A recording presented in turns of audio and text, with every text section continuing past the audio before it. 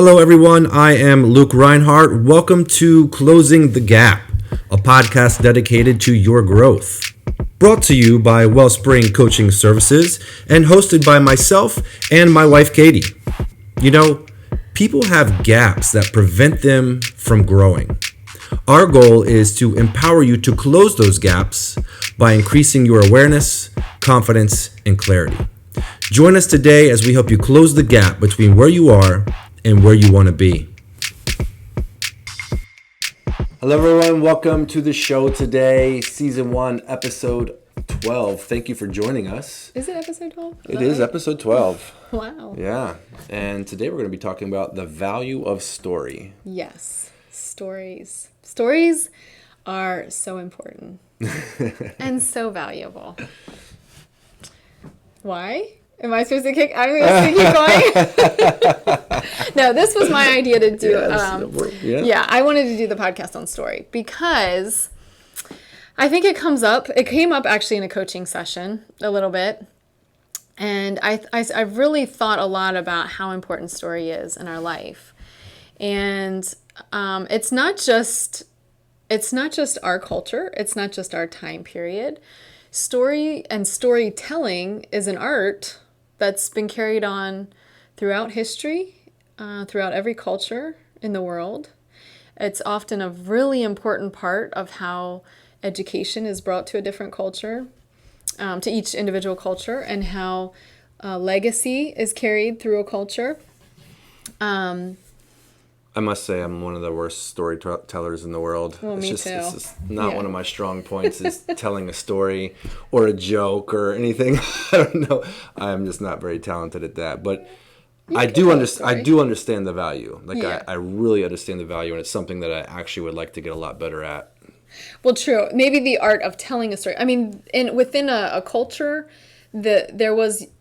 throughout history, there's storytellers in the culture, and they're the secret holders. They're the keepers of all the secrets. They're the ones who transmit and pass on the important pieces of every culture, right? Mm-hmm. And so, I think about my grandparents telling stories of parts of their life and things that they experienced, and how, my cousins and I would just sort of hang on to that. We would listen, and we wanted to know every detail. And how if they just wanted to give us a list of do's and don'ts, we're probably not going to tune in as much, right? Mm-hmm. We don't want just a list of how to live or what to do, but I want to know why. Why is that important? And I think story really allows you the opportunity to expand. I mean, there's so many things I want to say about this, but I'm just trying to go through. I'm just starting somewhere. But it allows you an opportunity to kind of to live into a particular scenario that you don't actually physically have to live into, right, in order to experience. Mm-hmm. So we read a lot of books with our kids. Go ahead. Even when somebody is at home on the couch watching a football game or a sport, they're often trying to put themselves into a story in a sense, right? They're living through the drama of that sport, whatever's happening. It's exciting, right, or it's disappointing, or it's something got called wrong, and we're living in that moment. Yeah. It's true. I mean, number one, film industry, right? It's basically storytelling, and it's multi-billion-dollar industry easily. I don't know what the statistics are in that, but why? Because we love a good story. We love hearing stories. We love to be part of stories, but we often find safety in hearing a story, but sitting a little bit back from it, right? And one of the things I found with story to be true is that you can access parts of yourself through watching story or reading story or hearing story that you might not be able to access quite so easily. Mm-hmm. In other words, I might sit down to a movie, and we watch family movies on Friday night together, and we might be watching something, and all of a sudden I'm just running to the bathroom because I'm crying over this part that, yes, is sad, but it's not that sad. And I'm just, mom's crying. There goes mom, I'm getting tissues or whatever. But I'm realizing, oh my goodness, there's a grief in me that needs to be expressed that somehow it did not get expressed. And it's coming out through watching this film that is fictional. I understand it's fictional, but it's just coming out that way, right? And I'm empathizing with the characters usually and all that kind of stuff. But one of the benefits we've seen with story at home is that we will read books with our children. We do homeschool, but parents do this whether you're homeschooling or whether you're, their kids are in public or private school or whatever. But you read stories, and it's like, okay, this is cool because we can read a story about something that we hope maybe never happens to our children. But that they can then empathize with and learn from without actually experiencing it. Mm-hmm. And that's a powerful thing. When I hear stories, some of them fall into the category of like cautionary tale. Like, I don't want that situation to happen to me. So I didn't have to live through that trauma of the story I just heard, but I can take the lessons from it, right? Mm-hmm. So again, back to culturally, the storytellers, they bring moral lessons to the community through storytelling, right?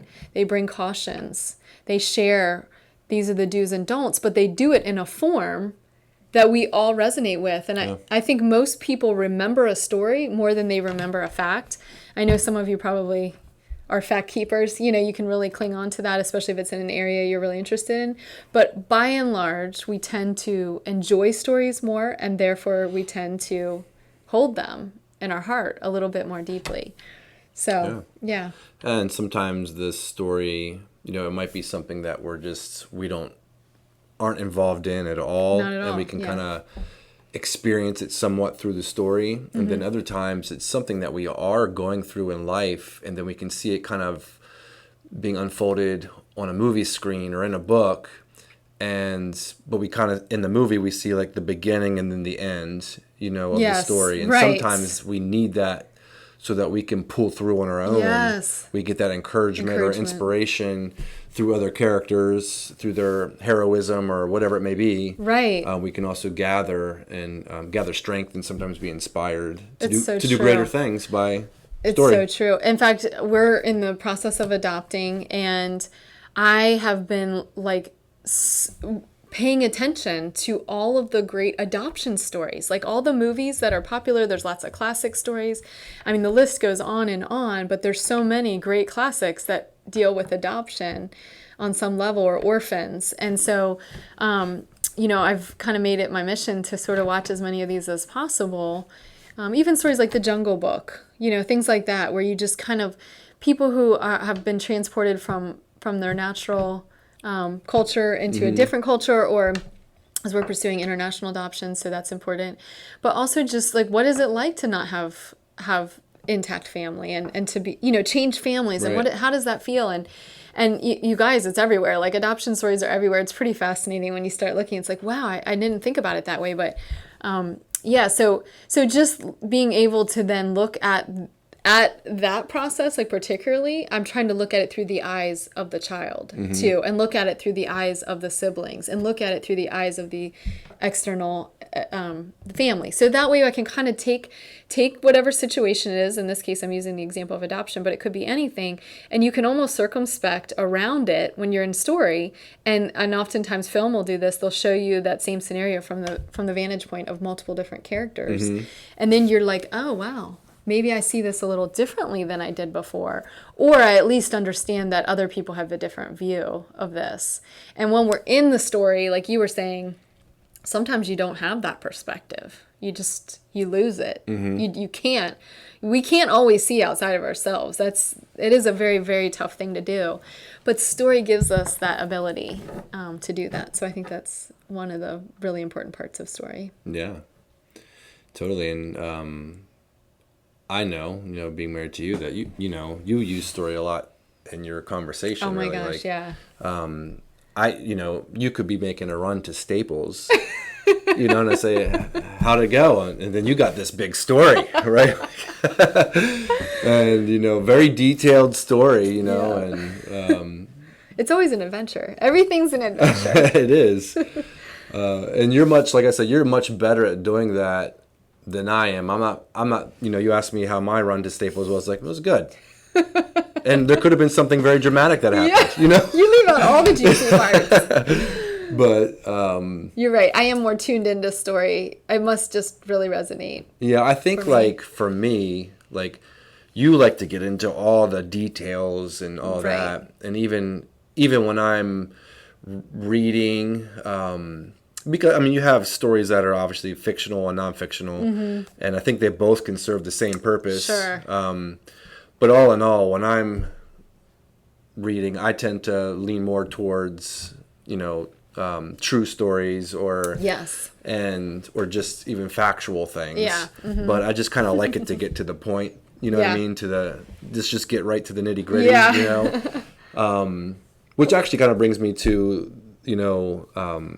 the parables of Jesus, because that's one of the things I really like about the parables is it's a short story that gets right to the point, to the lesson. Yeah.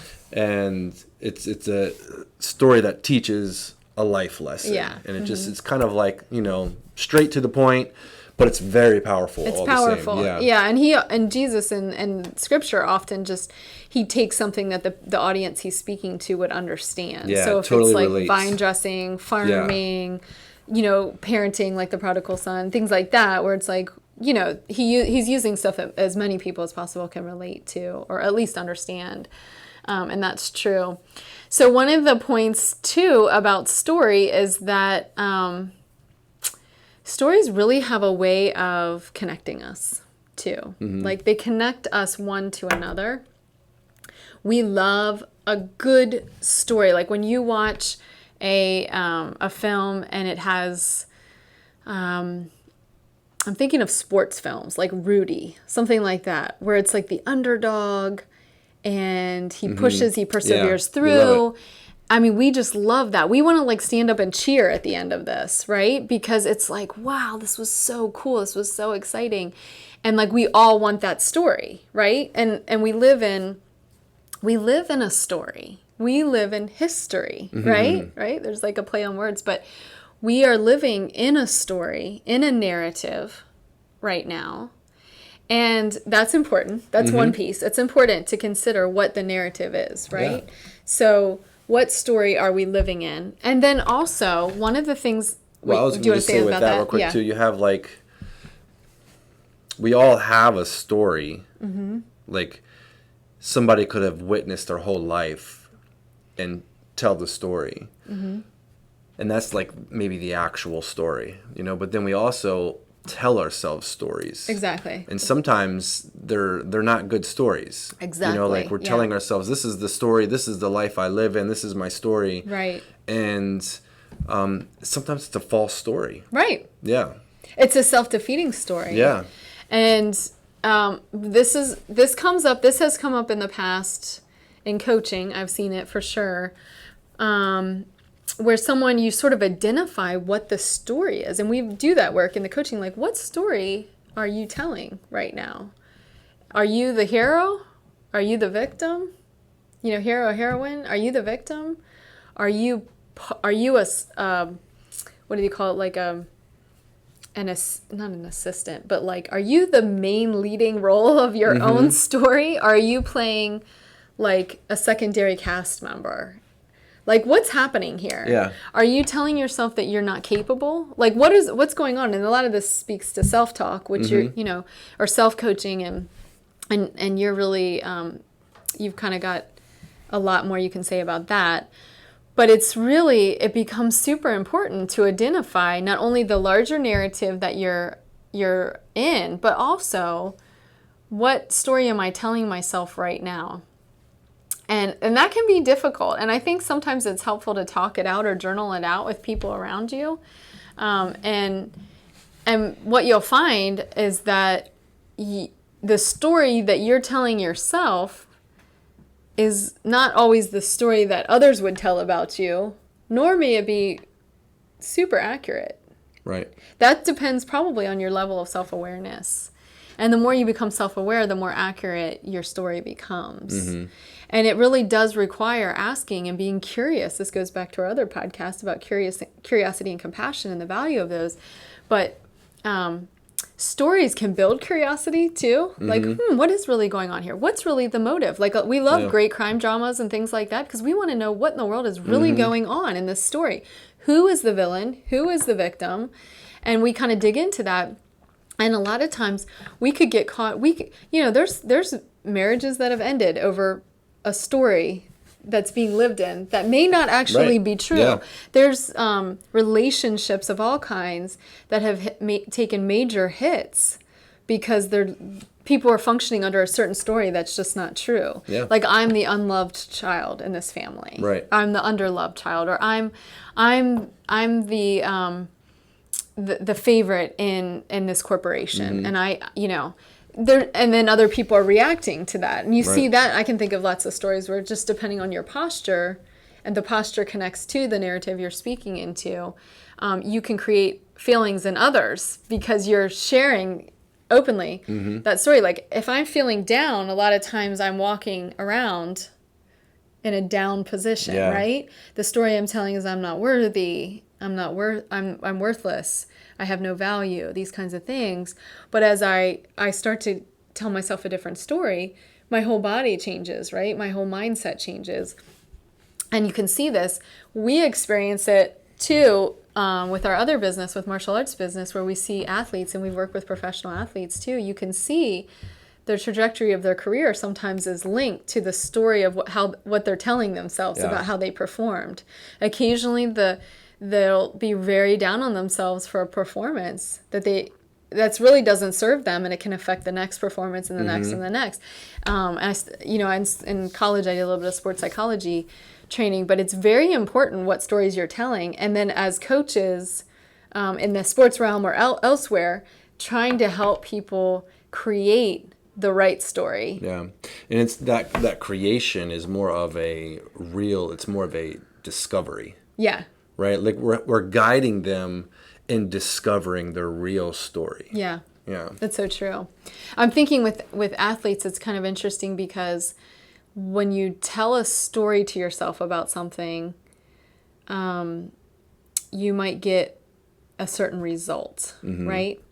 Skill level won't change to the next event. Yeah. But if the story changes, the performance can be dramatically different, right? So if there's a defeatist attitude or story, then going into that next event, granted, you've got the same human being, the same skill set, the same everything, but the story changed, right? Yeah. You see this a lot in the sport of golf, in a lot of movies that deal with the mindset as you go into that sport and what you're thinking and the visualization and all that. And that's because we so resonate with story and we live in it that we can be very self-defeating, or we can actually help, I'm thinking like David and Goliath kind of deal, David used the skill he knew, which was protecting the sheep with his slingshot and his stone, and just stepped up to the plate. What's the big deal? This guy isn't as big as a bear. Or he's the same size. There's no different.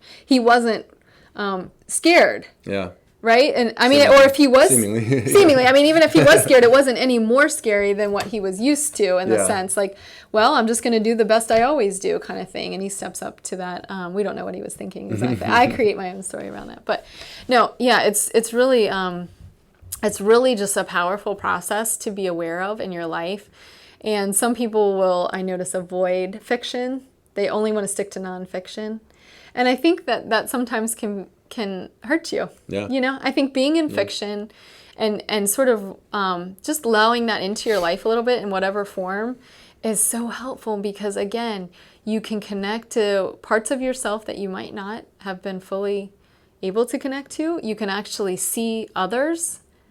You can actually feel a sense of camaraderie with characters too. So you understand, oh man, I'm not the only one going through this. There's other people going through this. I might not know someone in my actual immediate circle of friends or family, but there's another character out there that's doing that. And this is how they handled it. And this is how they successfully or unsuccessfully handled it. And so you learn from that always. Well, we function from story so much that like there's a company out there called Story Brand, and it's a marketing company, and I follow them extensively, and I'm part of take their courses and things like that. Nothing I'm certified in or anything, but I've learned a lot about it, and I try to use that in both of our businesses. And they basically take all the elements of story, say these are like the 7 main things of a good story. and this is what your business, this is what your website needs to look like based on these elements, right? Yeah. And what you're doing as a business owner is inviting people into a story. And once you've kind of invited people into a story, you're capturing their attention in a whole different way than just saying, hey, we offer this, and that. Yeah. You're actually inviting them into a much bigger picture of whatever it is your offer is, or whatever you're offering them. It's not the products, it's what it's going to do for their life. Right? And that creates a story. You're going to read something? And yeah. And even within a company's mission statement, it's kind of inviting into a story. But if you don't have a business, you can even do this for your personal life. You can have a mission statement, and that mission statement is kind of like a short story about your purpose. And so I'll just read ours for Wellspring Coaching Services. It says, at our core, we all desire to maximize our potential and live life abundantly. However, most people struggle to reach their goals or to make the changes needed to thrive. Our coaching services will help you develop awareness, build confidence, and gain clarity so that you can maximize your potential, realize your goals, and live life to the full. Right? That's our mission statement. And that's a little short story about, what your life can be like, and how we can help through coaching services, realize and maximize your goals, and live life abundantly. But I think, it says at the core, we all desire to maximize our potential and live life abundantly. I believe a lot of people can relate to that. Why not, right? Right. And now we get into the struggle. However, most people struggle to reach their goals or make the changes needed to thrive. So we all desire this. We all struggle here. Right. And we call those the obstacles or the stuckness. We have different words for that. And then there's an answer. Our coaching services can help you develop the awareness and build confidence and gain clarity. We believe. We've seen it happen, and it's a pretty amazing process. Yeah. Yeah, it's great. And we can get in, maybe in another podcast, maybe next time, talking about the variance in different types of story. Yeah, absolutely. So there are different types of story and ways to use story wrongly, too. So we can get into that more. Yeah.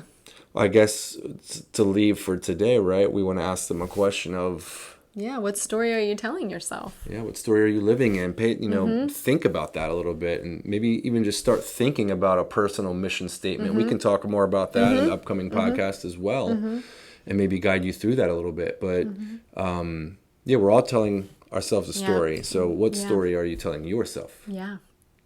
All right, guys, thanks for joining us today. Once again, guys, hopefully you're gaining from this material. Take it as you want to, and use it to get yourself from where you are to where you want to be.